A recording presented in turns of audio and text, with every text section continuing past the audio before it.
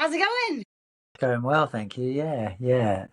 All is good. Just getting ready. I've had it's been quite a busy year. I've had the last week has been a bit more chill, and then it's about to go bonkers again. So I'm just literally tomorrow back on the trains again, getting on trains. But yeah, Where where are you working? What are you up to at the moment then? the I'm going to London tomorrow, and then Bradford after that, and we are recruiting for a show that we're making in Bradford. Okay.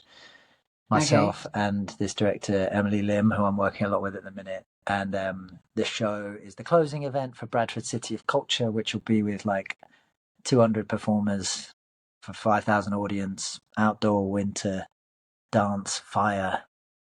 Who knows? Wow.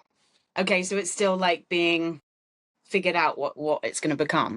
Yeah, we've got a good idea, but it's unlike anything I've done before. Or I would say, yeah, none of us involved have ever done that before. So Okay. we've each done enough similar things to know to be able to trust it. But yeah, it's quite a bonkers thing. So I think it's one of the biggest things I'll have ever done, certainly in terms of audience and scale and stuff. Wow. When is it? It's December the 20th and 21st. It's winter solstice. Oh, nice. Yeah, yeah, Okay. yeah, yeah, That sounds really cool.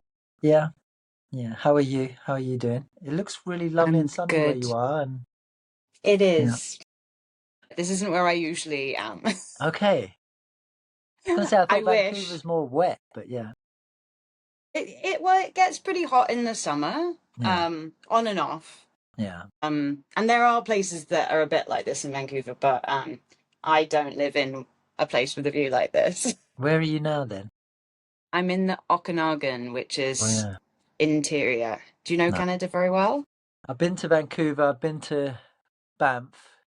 Um, that's it. Yeah, Okay. but I've heard of that place before. When you were in Banff, were you working in Banff Yeah, or? I was working in both. So I had a little solo that I had as part of a festival called Push Festival in Vancouver that I did Oh yeah. 2012 or 13, Okay. maybe 13 actually. And then that same year had a residency in Banff where myself and another British artist, Victoria Melody, we were leading this 2 week kind of intensive for Canadian artists in Banff, which was incredible. Yeah, yeah, Wow. Like leading a workshop with them or working on a yeah, project yeah. or? Just leading a workshop, a different artist coming to sample our approaches to making work and share skills and all that kind of stuff. Oh Yeah, wow. yeah, it was Nice. cool. It was cool. Yeah, Great. yeah. And what else have you been doing? Because you said you've had a bonkers summer Mm, and year. mm. What else have you had going on recently? Has it been a lot to do with this Bradford project or Bradford's other been quite things as well? big. A lot of planning. I've been working on that for a couple of years now, planning that. Oh wow. But no, this spring, made a show again with Emily. This time for the National. She's been an associate artist there and has led a program there called Public Acts, which are these large scale works, shows, theatre shows that involve hundreds of members of the community. And we made a show in Sunderland with 100 people from Sunderland, ranging from 4 years old to 94, something like that, 93. And it was a big original piece of devised contemporary performance with music and dance and singing and text and autobiographical bits. And we made that with 100 people in Sunderland, and that was epic. Sounds amazing. That was great. That was really great. But yeah, they're quite full on, those processes. And then I've also, within the last sort of 5 years, kind of upskilled with my videography and filmmaking practice, and so I spend a lot of time as well making films, either creative films as that I can make either for arts institutions, I've worked with Northern School of Contemporary Dance or Norfolk and Norwich Festival or lots of other places where I can choreograph and then film it and make a beautiful dance film with young people mostly. Oh yeah, Restoke, another organisation. I did that just a month ago. Or I'm like a gun for hire where I'm out there with my camera working for the National Autistic Society or making a film about dementia or the local community theatre company or making a trailer for a theatre show, all that kind of stuff. So it's like I've got two full-time jobs basically. Wow. Yeah, what I actually was looking on your website to just see like what you've been up to recently, and I saw a lot of Mm. your film stuff. What took you in that direction? I think I knew for a long time I'd always wanted to do that, but I didn't create the space. And then obviously when COVID hit, had a lot of space and managed to get a developing your creative practice grant from the Arts Council and then just kind of ran with it. And now in this room, like, yeah, I've just got a lot of gear that I've managed to like build out the offer and just really enjoyed sort of climbing a new mountain, learning new skills, finding new things to learn and it takes me into different rooms that I wouldn't necessarily be able to go into in just theatre. Like, Mhm. yeah, next week I'm filming in Legoland because I'm filming how the National Autistic Society have worked with staff members at Legoland to improve how they work with members of the public who might be autistic, like this kind of thing. So I love the breadth of worlds that it enables me to get into, and I really love with the camera, being able to move with it and transfer some of those choreographic skills to being behind a camera and you know, Yeah, yeah. I yeah, think it's amazing being able to have that crossover because yeah, when the camera can move as part of the choreography, exactly. it's Yeah. like it can be so magical. Yeah, I love it. So yeah, I love it. that's Yeah. great. And yeah, you're in Canada. You said you went out there COVID times too, is that right? Yeah, so I'm Canadian because I was born in Vancouver. Yeah. So I always knew I wanted to come out at some point, but I was just visiting when COVID happened and I got like accidentally stuck and was like, maybe this is the time. Yeah, yeah, Um, and I had a couple of years, or probably a few years, where I was coming back and forward a lot and still doing things internationally because I'd been doing a lot in other places just up to COVID. So yeah, I was still traveling back and forward a lot. And I actually had a developing your creative practice grant when COVID happened. yeah. Okay. I'd I had that year. I knew already I needed to spend some time like buckling down and doing stuff that I wanted to explore. And then I was like, okay, well, I can use that as well to kind of help me get by and use this time to really focus on that. Yeah. Yeah, and then yeah, just felt like this is the time to try life out here for a while. Nice. Yeah, yeah. And now I've moved into a lot of coaching and a Okay. lot of teaching Yeah. and shifted more into directing, still with doing choreography and movement, but I feel like I feel like I see myself as a director who uses movement as my primary lens. You know, I feel like I always see something through that Yeah. slightly abstract, stylized in Yeah. some way, or like exploring that area. Yeah. But yeah, I'm still doing movement. Like I'm working on a play at the moment in Los Angeles that's doing some movement direction on that. So I'm doing bits and pieces here and there as well. Yeah. And I've been doing bits and pieces in workshops. And then when I started teaching at the program where I teach, my style is very much like obviously contemporary and devising and like explorative, like working with people to create. And so I've introduced a lot of my students to that world. Mm. And there isn't a lot of that noticeably out here. But yeah, so I'm currently in a bit of a mixed world of still doing bits and pieces of creation, but a lot of like education and coaching. And I'm starting to set up my own company, which I find a little bit scary. Yeah. Yeah. Um, are you still doing stuff with Stillhouse? No, I think No? again, yeah, that 2021, all around lockdown was just such a huge turning point. And I think for me at that point, I had been doing it like 11 years and there were a number of factors that led me to a place of just like maybe I don't have to keep that company going. Mm-hmm. I mean, in amongst it, I'd lost my mum that, and I knew I just needed to like turn the dials down. I think regardless of that, I was feeling tired of like the grind of like submit a project, grants application, cross your fingers, and you have no idea what the next 6 months, 6 to 9 months might look like, depending on what kind of response you get.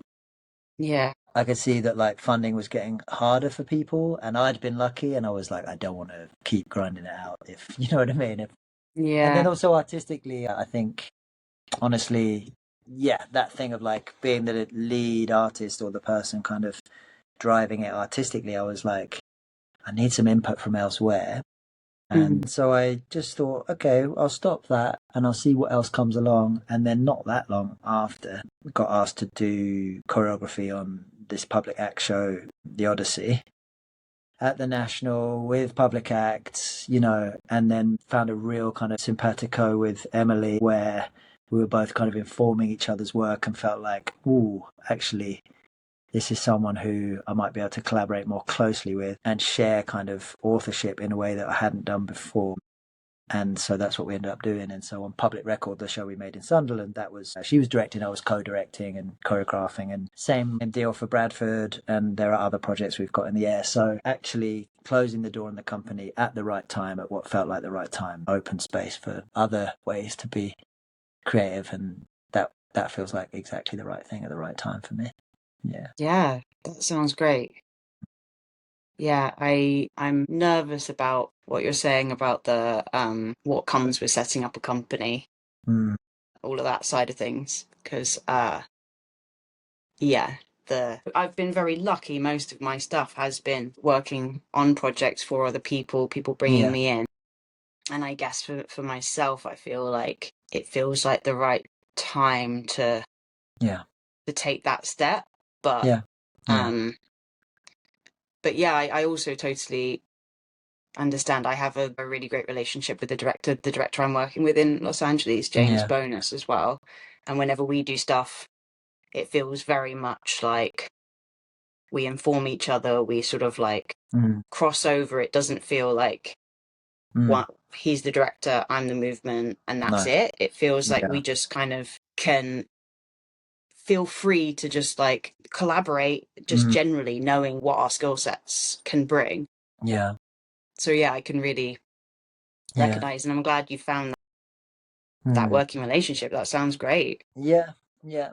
And I loved running the company, and it gave me like amazing experiences, and profound just working relationships with the producers at Make, and the companies that I worked with, and it was absolutely the right thing at the right time, and fully worth it. It's just, yeah, after 11 years of it, I knew,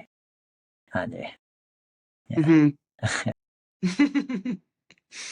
Great. Yeah. Well, yeah, it's like you say, I think I like the way you said that you sort of closed that door and created space for something new, because I think that Yeah. that's exactly how things work in Yeah. life. Like, Yeah. Yeah. it's hard for something to appear when we fill our lives so much, or Yeah. like when it's too full, then it's hard for something else Yeah. to come in. Yeah. Yeah. Yeah. Yeah. So in terms of the Bradford, and well, actually, just I mean in general, but I'm interested in the Bradford and also the what was the one that you said the public, was it Sunderland? Did you say Yeah. The show was called Public Record. Split Record? Yeah. How do you find either find the people for doing those kind of projects, or B, how do you approach your style and your, I don't know, methods when you're working with people who are from such a diverse age range and come from different backgrounds? Like, do you have specific things that you're looking for, or specific go-tos that you use to kind of like work with people? Hmm. Does that make sense as a Yeah. question? Yeah. Yeah. Yeah. Definitely.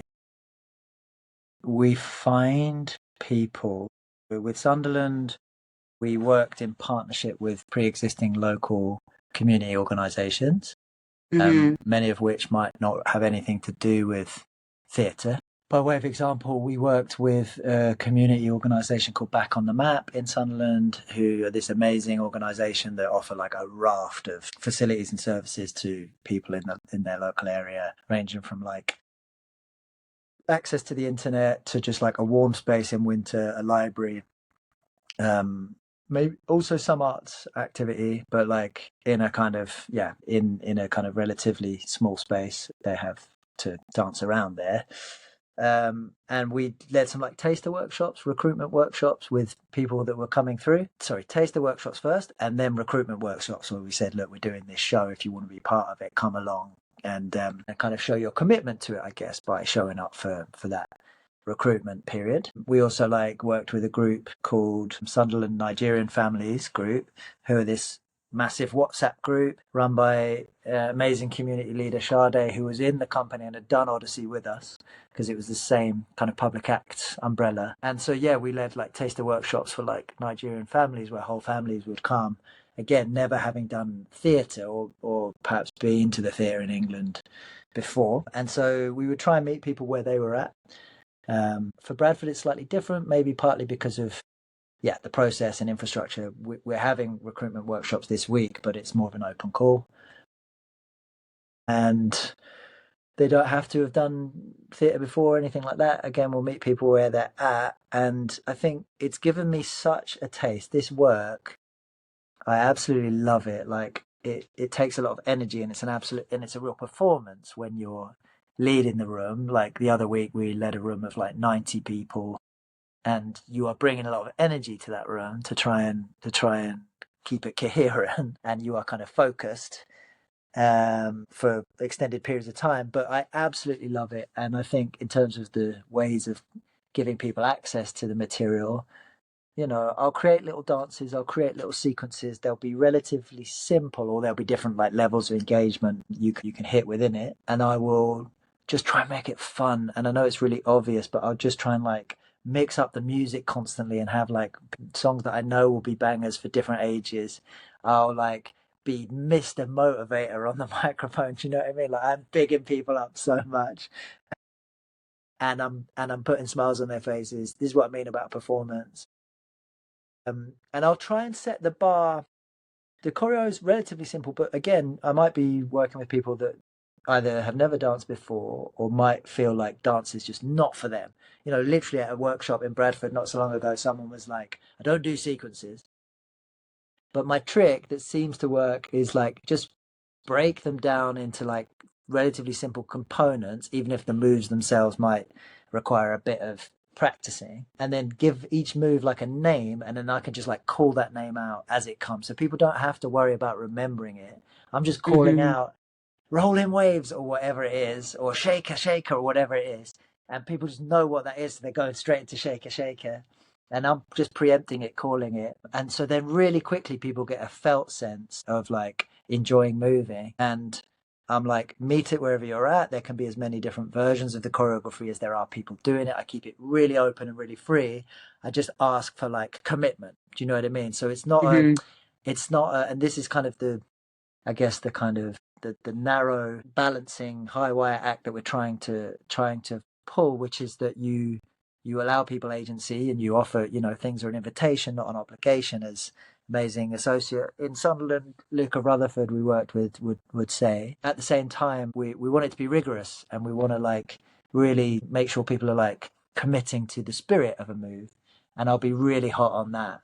It doesn't mean you need to break yourself, go massive. You can I always say like you can just like do the same move just in one hand or in one finger, as long as it has that attack, that commitment, that spirit, that intention, and as long as you are committed to it, then it will read collectively as strongly as like lots of people just throwing shapes. Hmm. So I'm more than happy for an audience to look around, scan around, and see lots of different versions of the same moves, because also for me, dance, that's what dance is. It's not about all looking the same or all having to hit certain marks. It's about enjoying movement, enjoying dance as a way of showing yourself and sharing who you are with others, and kind of validating that. And when it's at its most fun, and I would say most meaningful, that's what's happening in movement. That's what's happening. So I found a way, a kind of shortcut to be able to get there quick. And it relies on just music that people love, and absolving people from the responsibility to have to be perfect or to remember complicated steps. And then you realize most people just really love moving and love moving together, and it's an absolutely deeply human and humane thing. Yeah, that sounds amazing. I love it. I do, and I get a high off it. I get a real when it goes well, which is most of the time. Yeah, I get a real high off it. And how does that compare to your process when you're doing like a play where you're hiring Hmm. people? Like we watched, I think I told you, I got my students to watch Jane Eyre, which they loved. I mean, I love Hmm. as well. It's such a Hmm. great piece. Hmm. Do you have the same kind of process? Like, have you taken what you're doing now from that, or is this like a new thing that you have developed for these larger scale projects? There are new elements. There are definitely new elements, or like honing elements, and its own thing around like groove hunting. I guess I think what I've learned with community cast is like when you find good grooves in the body, which you can give a name to, this groove or whatever. And sometimes the groove you think is going to work doesn't work at all, and vice versa. But like I guess a lot of the process is groove hunting, hunting for like steps that might borrow from social dance, but that and might take some work to get to, but not so much that they're going to overwhelm people that again might not feel like dance is for them. With obviously with prose, you can work probably quicker and more exploratory Mm-hmm. and on different material. So I'm stretched in a different way there. But yeah, they definitely kind of overlap and can inform each other. I think in terms of the level of care and the level of energy that goes into making sure people are seen and heard and taken care of and have agency over their own experience and that the room is full of trust. I feel like all of those great values that lead the work in a public acts room um, can inform professional rooms, and professional rooms would do well to learn from. I mean, I'm sure there are loads of really good, incredible value led, you know what I mean, professional theatre rooms. But I would say, if directors could like spend some time in a public acts room and learn about, how we're holding the company through their experience. It's a different contract with professionals, but it needn't be wildly different because ultimately we're all human and we all have hopes and fears, and the performers are putting themselves out there. So yeah, that level of care and it being value led, I think the professional world could do well to learn from. In your experience, is that something that is often missing then from what you're saying? Or is not living up to the same standards or I think for me, so it's been a long time since I was performing. So I stopped performing in 2016 and stopped performing for other people before then in like 2013 maybe. So that's going back quite a long time, and I would definitely hope that from my experiences as a performer that things have got better. Not that I didn't have lots of incredible experiences, but yeah, I was witness to abuses of power and that kind of thing. I'm sure things have changed. And then as a movement director, I only really worked with Sally Cookson, and she led a pretty great room. But yes, I would say, especially on bigger shows, especially on like commercial shows, but in general, like the bigger the room, the harder you have to work to maintain those levels of care. And ultimately, people have responsibility for their own experience and like what it means to be professional. I would say is also to know how to show up in a room, but that doesn't mean you need to leave your humanity at the door. And I guess when rooms get bigger and bigger, or companies get a bigger reputation, or there feels like there's more at stake, I've seen it, yeah, it's very easy for directors to kind of become detached from the experience of their performers and for hierarchy to kind of really come in and and then for those to be kind of for those abuses of power to come in even in small ways. And so yeah, I think we're part of being human is fear, and I think that's when I've seen it in professional rooms where I see directors who are afraid that it's not going to work and that the performers are letting them down or are going to ruin their reputation or whatever. And I think what I've seen in public acts rooms and elsewhere, definitely with Sally as well, is people who just there's just no space for that. I think in a public acts room it's so clear and so obvious your responsibility to the performers. And again, that would be different in a professional context, but I think you still have a duty of care. You still have a duty of care to. Well, I was out in New York recently working there, and was working with a theatre called The Public there, and I was doing some workshops, and the associate I was working with there, called Dahlia Ramsey Lopez, she had put up on the wall, "Always act in the interest of trust building." And it seems simple, but I just think it's such a great anchor and guide for all of us, because trust is the antidote to fear, and it stops those kind of things from those kind of things from happening. So if we always act in the interest of trust building, to just trust that everyone's doing their best, and that, you know yeah, I think we stand a better chance of bad things not happening and good things happening. Yeah. I Yeah. don't know, for you, how is it for you in that regard, when you, as seeing it, being in different rooms, are you seeing that kind of thing, or, you know I do, and I have seen it. I'm going to be honest, I think like I've been very lucky with a lot of people I've worked with, that I think I've learned from some people that I feel really create that mm, positive nice. space, but then I've also experienced the other side too. Yeah. So I think I've been both inspired by what is possible, mm, but I mean, I think my step away from performing was really largely to do with the way that rooms were being, or Amazing. spaces were being held. And I think I found it very difficult because I was always, most of the time, I was always an associate or a dance captain, or I was always mm, like crossing the line between the two. yeah. And I found that very difficult because I wanted to be able to do more to improve the situation than I Yeah, felt that I could. sure.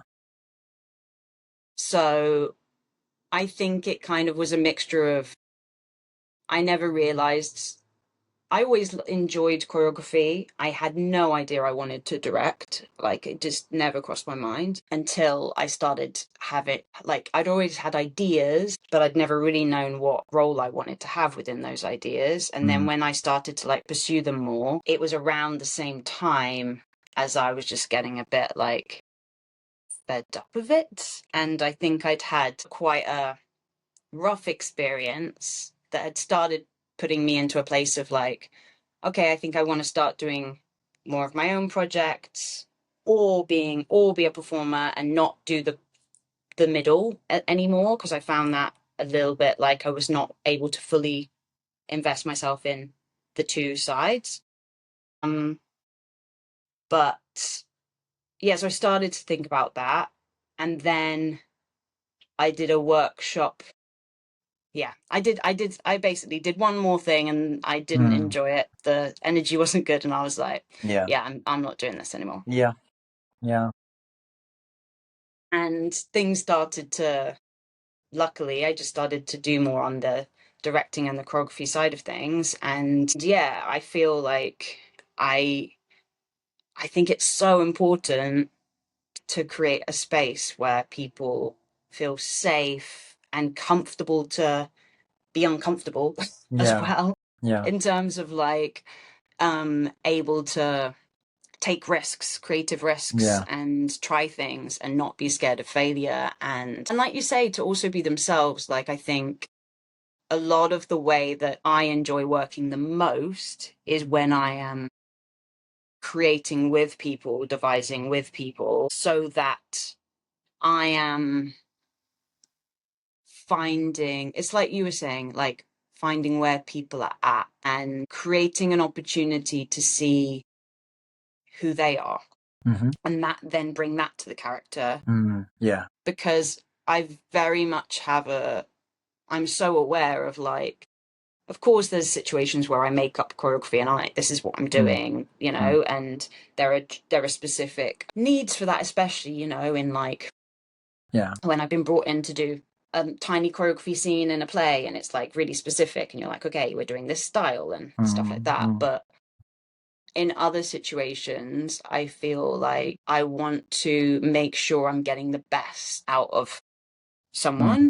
mm, And I feel like something that is great, that I feel is great for me, is not going to necessarily be great for someone else. So, like you said, trying to create that, like, well, you all have to do exactly like mm, me, mm, doesn't feel like the most exciting, mm, creative, and mm, interesting. Because I'm like, well, for me personally, I'm like, well, what's the point in that? Because then it should just be me doing it if I'm just trying to mm, mm. make Yeah, everyone look like me.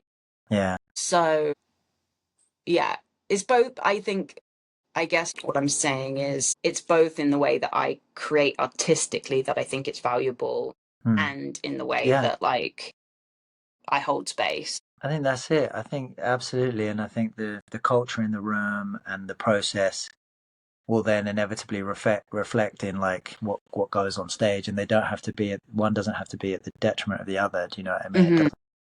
And I think that's exactly it. And trusting the people you're in the room with. I think they're the biggest takeaways for me. Yeah. Yeah, yeah, absolutely. I wanted to ask, what was your journey into this side of the movement world? Like, because you were saying you were performing first, and it's very interesting when I find students or people who are just coming into the industry Mm, are like, how mm, did you get into that side of things? And for me, I feel mm, like it was just sort mm. of, it just happened. So, what was your journey into this side of things? Yes, I'm trying to think how far to go back because it all feeds in. But yeah, I mean, it does. It really feeds in because I'd been a member of like a community theatre where I grew up near Cambridge when I was young, and I'd done like dance classes when I was young, and even the first proper like theatre thing I did was like a interpretive dance theatre piece at my primary school to Holster Planet Suite as a like little 9-year old. Do you know what I mean? So I was set from then, but I guess yeah, the more kind of professional journey was to leave Exeter University, where I'd done a drama degree, which was very physical and practical, and also obviously quite reflective, and was focused a lot around devising, and had like I guess like Punch Drunk, the core of Punch Drunk had come out of Exeter Uni and some other companies back at the time. So it was quite like experimental in a way too. I'd come out of that knowing more about like Grotowski and physical theatre and Suzuki training and yeah, all sorts of different practices that would ultimately become like a bedrock for some of the things I would use as a movement director down the line. But it wasn't vocational in terms of like, here's an acting course or here's a directing course or whatever. I'd known that I'd wanted to direct from that time, but wasn't sure how and wasn't sure what.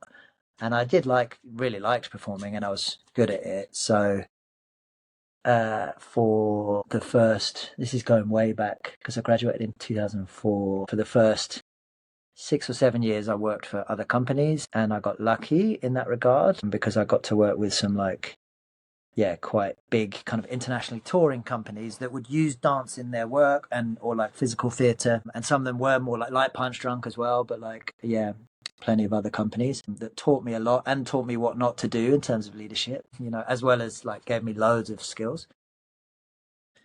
Started my own company around the same time. Sally asked me if I wanted to do Jane Eyre. Jane Eyre was the first show I'd movement directed, and Oh, that was was it? I didn't know yeah, that. yeah, and that was in 2013, I think. And I didn't really know what a movement director was either. Like I wasn't aware of that role because I hadn't worked when I was acting. It had either been with a choreographer or with a director. Hmm. It hadn't been with like a movement director, so I had to kind of imagine that up for myself, and took me a little while to kind of make it my own and learn. Worked with Sally, and so I worked as a movement director and running my own company, which grew more and more towards like dance theatre for yeah, I don't know how many years, 8, 9, and then the more recent chapter within the last 5 years. So different cycles, different kind of seasons, and recognizing that at different times different things are needed, but all of the time uh, being curious, just following my curiosity and my kind of, you know, and for me, movement and kind of using movement as a tool to, and I put movement and dance on the same kind of spectrum, but like using movement and dance as a tool to express something of yourself, to express emotion, to help tell a story, to create amazing like visual storytelling in whatever context. These are things I really love. Um, and I would say personally, like, I'm drawn much more to both as an artist and as a audience member than I am kind of just hard text work with it, even like plays with a bit of movement. Do you know what I mean? Like, I'm not so into that because I truly believe that like movement can be a really powerful tool for accessing those things that go beyond words that are really important because they make up a big part of who we are. Yeah, I 100% agree with that. Hmm. Yeah. Um, But you on that said, as well, loads of it has just been winging it, and kind of course, like the business side of just like maintaining, creating and maintaining relationships with people who will champion you on hmm whatever, you know, those are the building blocks of being able to then be in rooms and do creative stuff. Yeah. yeah, you said that, I had no idea that you did, what did you say? Was it a drama degree you said Yeah. at Yeah. university? Yeah, I didn't know that Yeah. that was where you were Yeah. studied first. The you said Grotowski and some other things. That's the Yeah. one that sort of stayed in my head. And you said that that was the bedrock of what you Mm. do. So how did those things inform?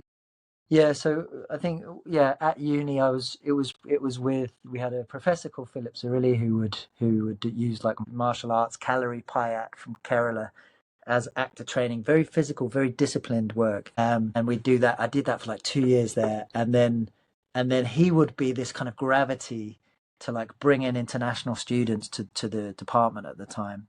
He's no longer with us, but yeah, he would bring in sort of students from Australia and all over Poland and Brazil, and they would obviously have their own sympathetic interests. And so yeah, I discovered like Grotowski there, and for me, even though like politically, again, there might be questions for me. It's a different time, blah blah blah, and but like in terms of the principles of, let's say, like musicality and body as the primary tool and mutuality with your partner and kind of impulse work. These things really appealed. And then I also worked with an amazing teacher back then called Fran Barb. This is going way back, but like who was bringing in Suzuki training, which is from this director back in the day called Tadashi Suzuki.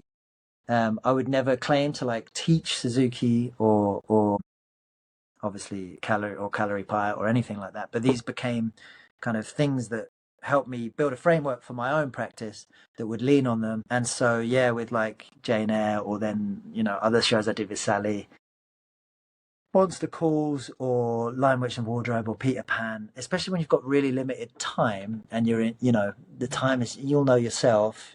You might have a director look at you and say, okay, your turn, and you've got like an hour to like stage a massive set piece or less. Then I might just lean on what became something of a methodology for myself in those contexts, which would involve, yeah, like really dynamic kind of shifts in space with an ensemble, or a whole ensemble doing one thing and then a soloist kind of doing something else. Just kind of things that were my go-tos that I knew could like tell a story visually and dramatically, and be in real close proximity to what the music and sound and sometimes projection and lights were doing for maximum impact. Or like puppetry and aerial, trying to kind of synthesize all of those things so that they were all pulling in the same direction. Yeah, I think I carried a lot of those tools with me, made them my own. A classic one. I just use the same warm up exercise all the time, Sid. But a classic one would be this exercise where you're all running at the same tempo, and after like a count of four, everyone stops apart from one person. I mean, anyone who's been in a room with me, I've done it in every single room I've ever done, pretty much.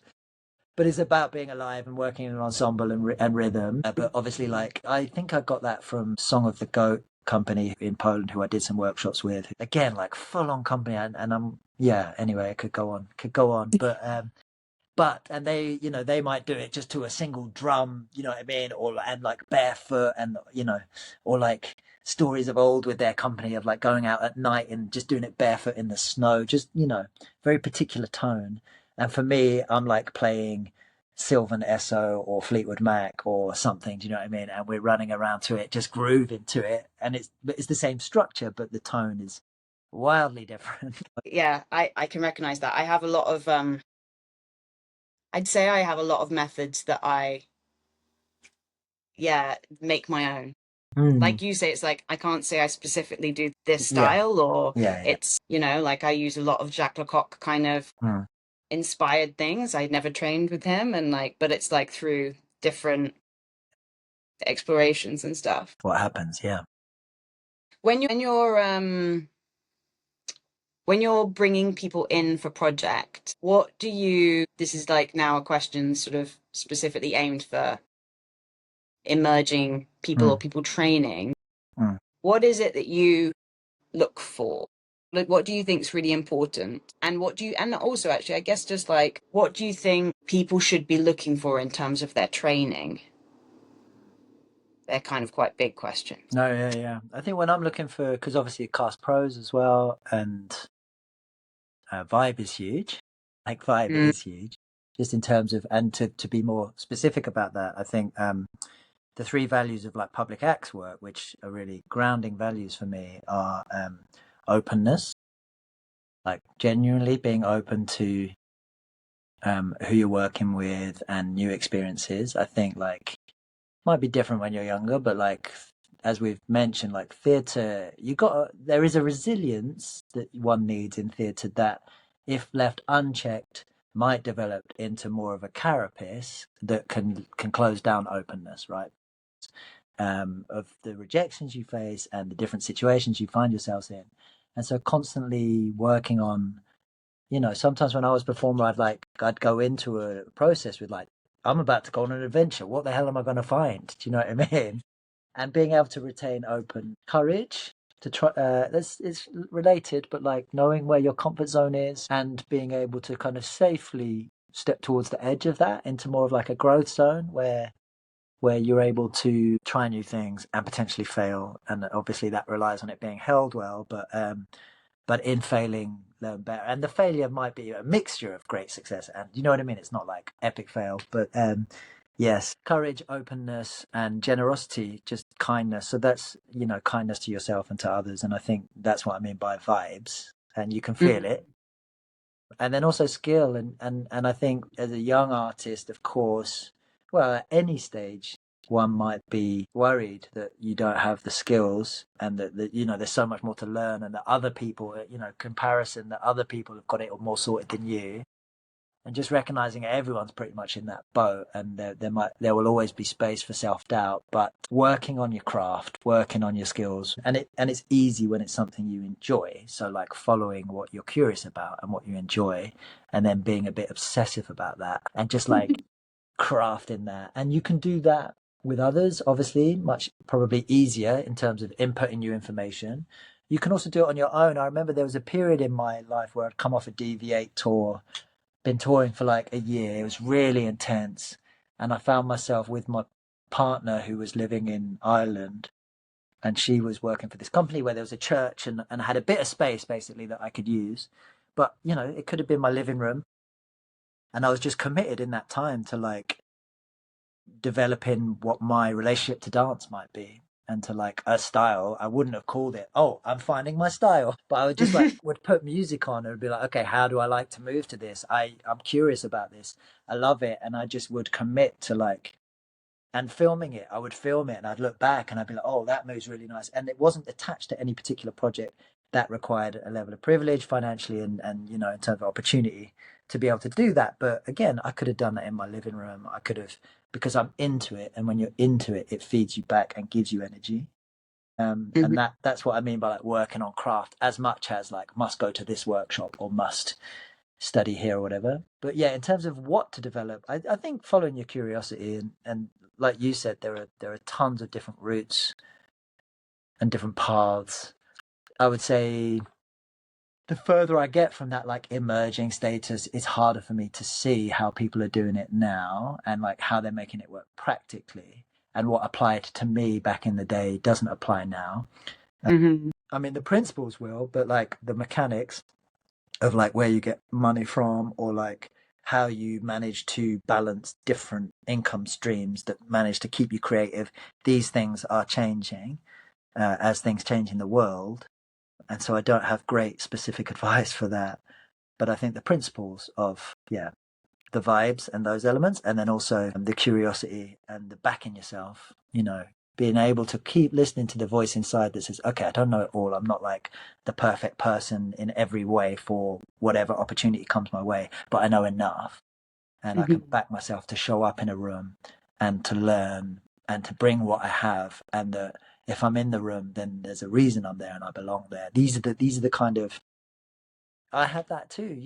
This Bradford thing is huge, and I've never done a show like it. But I have that self-talk that says, I'm here for a reason. I'm with good people. I will do my absolute best, and I will learn in the doing, and hopefully that will be enough. These kind of, I do think this kind of self-talk at whatever stage you're at is crucial. Yeah. Do you ever, I feel like it says it on your website, but do you still run workshops and classes and things like that?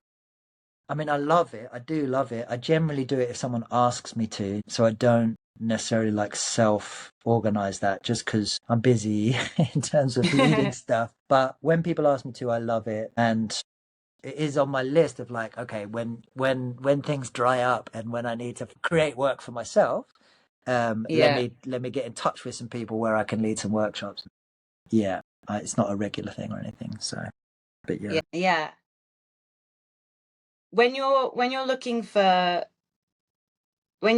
people for projects, do you notice certain places that people are coming out of training wise these days, or are you not really in that So yeah, place right now? For Bradford, just doing a calculation in my head, we've got 9 professionals. 8 of them are cast as I speak. The majority, not all of them, but the majority have come from Northern. But that's because we're working in Bradford, and it's next door to Leeds, next door to Northern School of Contemporary Dance. I do think Hmm. that's a really, really great school, and part of the reason is because it has that twin thing. I think from the people I'm seeing, where they're really skilled dancers, and then if I'm looking for like a dancer in the sense of like people that can like hold a 4-minute improvised solo, do you know what I mean? You got people who are really skilled, and sometimes with an interesting combination of skills and like contemporary and break-in or whatever. But then they'll have also been exposed to more like,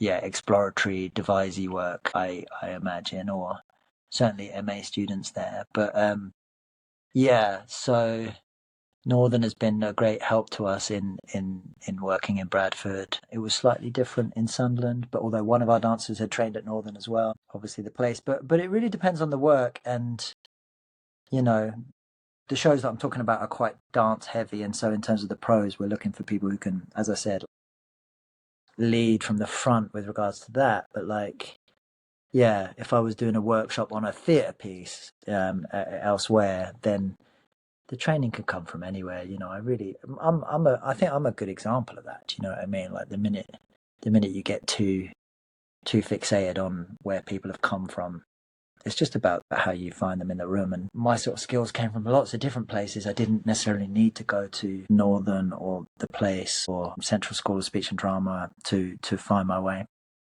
Yeah.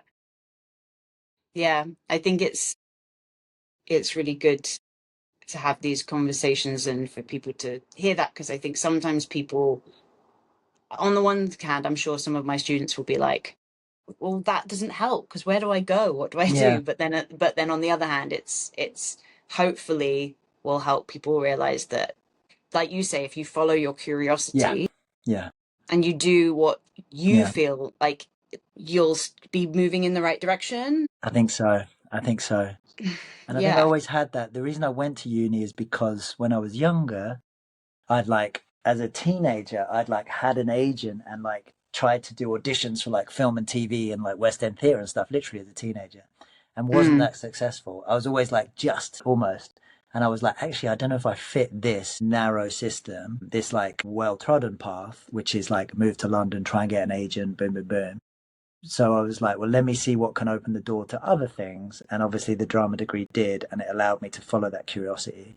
And I think having, especially at the minute, the adaptability and not having a fixed idea about either who you are or who you should be and how to get there is the most Mm, important thing. Because I loved Exeter because I'd had an open day there, and I loved the feel and I loved the approach, and it then allowed me space to like open up, and find out about loads of other things, other companies that then I could kind of target and work towards. And I was dogged about it. Do you know what I mean? Like I was really properly committed and I was really focused on that. At that time, and I was out there just grinding and hustling to try and make that happen. But at the same time, there were people at Exeter who obviously clearly it really wasn't the right place for, and they would have been much better suited at a drama school because they knew mm, they wanted to like be an actor and move to London and get the agent. And do you know what I mean? So yeah, just depends what you're into, and that it has to go that way round first, and not just like, well, I'll go there and see where that leads me.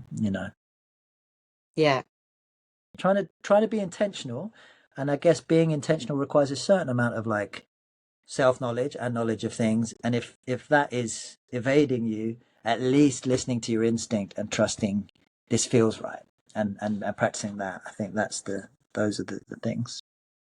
yeah, yeah. I think that's really good advice. Be like the idea of being intentional, and also with what you were saying earlier about being having openness and being curious, Mm. because I think a lot of people start out like I similarly I was doing like things as a kid, like Yeah. TV and film and Oh, stuff. really? Yeah, like not tons, but yeah, like I did The Sound of Music when I was 7 in London, so Amazing, that was my amazing. first. Damn. But yeah, my path I was like, this Yeah, is what I want to do, yeah, yeah, but I yeah, didn't know about the yeah, area that I then moved into. yeah. Like I remember when I came out of college being Mm, like, I don't want to go into musical theatre because I had an idea of what musical theatre was, or at least that's not entirely true because I did love musical theatre, but I there was a lot of stuff I didn't like about it, and I had yeah, quite a closed yeah, idea. And then a lot of the stuff I did was musical theatre, but it was because it was very contemporary and physical, and like it was yeah, different from what I thought it was. yeah, yeah. So staying open to what is possible, because I feel like my ideas of the industry and what my artistic voice and presence would be changed with the industry, and I'm sure it's going to keep changing. Has to, has to. And related to that, I would say is like that openness serves you also in terms of like notions of what success means. Mm, Because again, if a relatively fixed idea of like, well, if I don't do this or that or this, then I'm not successful. It just doesn't serve you. And I think if you are being able to like, because again, there's a reason I do like a camera stuff too, and I love it, and I'm curious about it. I've always enjoyed having like a multiplicity of identity, and I feel really lucky that I can. What I haven't done is like gone, okay, I'm going to be like just a choreographer, and I'm gonna like get my shows here, and like if I don't do that, I'm not successful. Do you know what I mean? I'm not like hmm I consider the fact that I get to do what I do and have been able to do it for that long, and get to be in these different spaces and meet different people and follow my curiosity. That's incredible. That's like success. Do you know what I mean? And so I guess yeah, I've also worked in like some amazing contexts, which I feel really thankful for. But that's a kind of like Zen and the art of archery thing, I think. Like I was gunning for it on some level, but I wasn't like it's that or nothing. I think I was always just trying to feed the I'm going to say it again, but the curiosity. The curiosity is the flame. Do you know what I mean? Is the thing inside that when the winds get strong and the storms come in and you're getting knocked back, like that's the thing that keeps you going. Um, and then the other thing, again, like with Stillhouse, with closing the company, was like, well, I don't have to, like I do it because I choose to, you know, Yeah. and I get to. If I don't want to, like, I don't have to. That level of agency of like, yeah, it's an active choice that I practice regularly, and I check in with myself about what's serving me and what's not serving me, and that allows me to work in different contexts that feeds me and ultimately brings me joy, and that's success. Yeah, yeah, yeah. I agree. Yeah. Great. Well, I should probably let you go because it's been about an hour. All right. Hopefully that was of use. Hopefully there's stuff in No, there. it was. It was wonderful. It's Thank nice you. to see you anyway. Nice to catch up. Yeah, you too. It's really nice. And I love hearing about everything you've been up to. And yeah, I had no idea that you'd moved more into like cinematography and filmmaking side of things and everything. And yeah, I look forward to seeing more about the Bradford project as well. That sounds quite epic. Gonna be epic. Pray for the weather. It's all outdoors? Yeah, outdoors in Okay. in December in Yorkshire. So, you know, Okay, fingers crossed for you. we'll do it whatever. We will Yeah. embrace the elements. Yeah, Yeah. I think you have to if it's winter you solstice, just bloody like have to. bring it. Yeah, good stuff. Cool. Well, thank you so much. Nice chatting. Yeah, And yeah, let's keep in touch. And perfect. yeah, Yeah, cool. take care. Bye. Bye bye.